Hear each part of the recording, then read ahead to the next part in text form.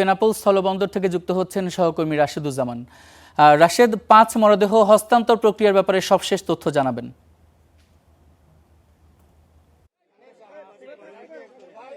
ইমন, যে সাংবাদিক দেবাশিস দত্ত সহ যে 5 মরদেহ ছিল সেটি ইতিমধ্যে পেট্রোক্যাম্প থেকে শূন্য রেখা যে বাংলাদেশে সেই শূন্য রেখায় বিএসএফ সদস্যরা নিয়ে এসেছেন এবং আর কিছুক্ষণের মধ্যেই কিন্তু হস্তান্তরের যে প্রক্রিয়া সেটি শুরু হবে। ইতিমধ্যেই এই পরিবারের 5 জন সদস্যকে ওপারে শূন্য রেখায় নেওয়া হয়েছে এবং এরপরেই কিন্তু যে আনুষ্ঠানিকতা অর্থাৎ যে কাগজপত্র যাচাই বাছাই সেটি কিন্তু ইমিগ্রেশনের সবকিছু সম্পন্ন হয়েছে। এখন 3টি যে মরদেহ বা যে অ্যাম্বুলেন্সগুলো রয়েছে সেগুলো সামনে রাখা হয়েছে এবং শূন্য রেখার যে আনুষ্ঠানিকতা সেটি চলছে।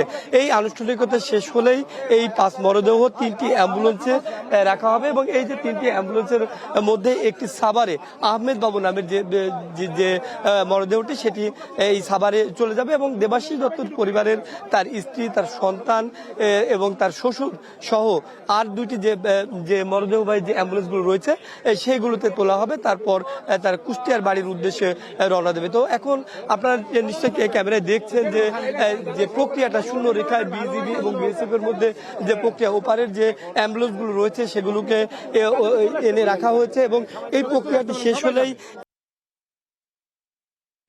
এই অ্যাম্বুলেন্সগুলো ভিতরে নেওয়া হবে এবং ওই অ্যাম্বুলেন্স থেকে ওই মরদেহগুলো নিয়ে এনে এই অ্যাম্বুলেন্সগুলোতে রাখা হবে। তারপরেই তাদের যে যাত্রা সেই যাত্রাটি শুরু হবে।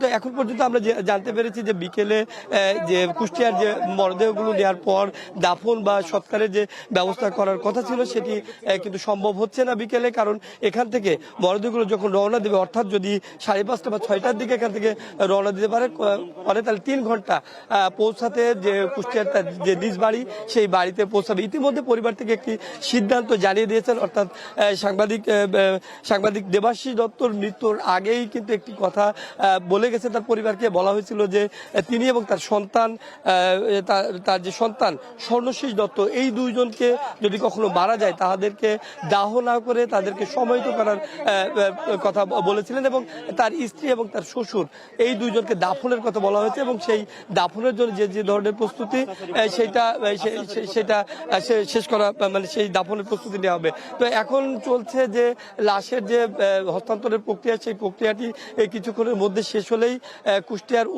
কুষ্টিয়ার উদ্দেশ্যে এবং সাভারের উদ্দেশ্যে এই যে তিন অ্যাম্বুলেন্সটি রয়েছে, মরদেহবাহী অ্যাম্বুলেন্সগুলো রয়েছে, সেই 3 অ্যাম্বুলেন্স এখান থেকে রওনা হবে। তো এখন শুধুমাত্র হস্তান্তরের প্রক্রিয়ার মধ্যে শূন্য রেখা থেকে এই মরদেহগুলি অ্যাম্বুলেন্সকে তোলা পর্যন্ত আমাদের সবাইকে অপেক্ষা করতে হচ্ছে এবং যারা পরিবারের সদস্য রয়েছেন তারা অপেক্ষা করছেন। ইতিমধ্যে 5 জন সদস্য ওপারে এই মরদেহগুলো বুঝে নেওয়ার জন্য গেছে। তো এই ছিল এখানকার সর্বশেষ পরিস্থিতি।